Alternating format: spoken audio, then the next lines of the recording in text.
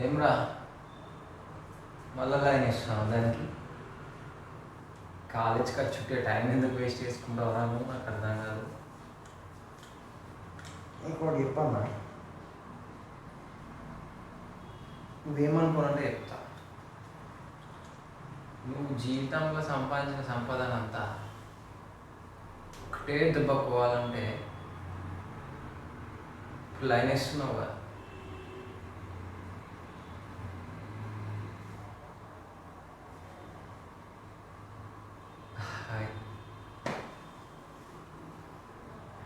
ఇట్లా వేసావు అనుకో, నువ్వేదో రోజు ఐ లవ్ యూ చెప్తావు, అదో 4 సార్లు 10 సార్లు తిప్పించుకొని ఐ లవ్ యూ టు అని ముద్దుగా చెప్తాను.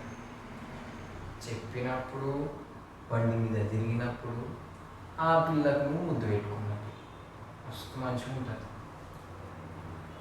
ఇన్ కేస్ అది జెన్యున్ కాదు, ఫేక్ లవ్ అనుకో, ఇప్పుడు చెప్పిన సంపాదించిన సంపద మొత్తం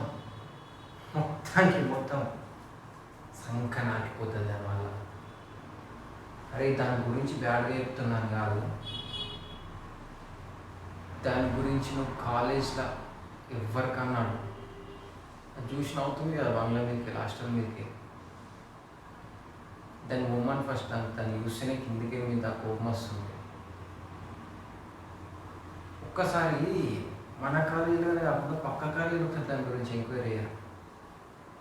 అరే అది మొత్తం బ్యాడ్ క్యాండిడేట్ రా, అది నీకు అర్థమైతే లేదు, దాన్ని ఇంకెందుకు పడుతున్నావు? చీ అమ్మ, నీతో నేను ఉంటున్నా, నాకు గైజ్ అనిపిస్తుందిరా.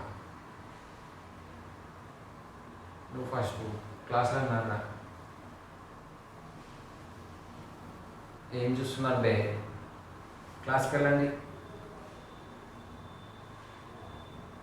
అరే చూసినావా గాడిద కొడుక, జూనియర్స్ కూడా నేను చూసి నవ్వుతున్నాను.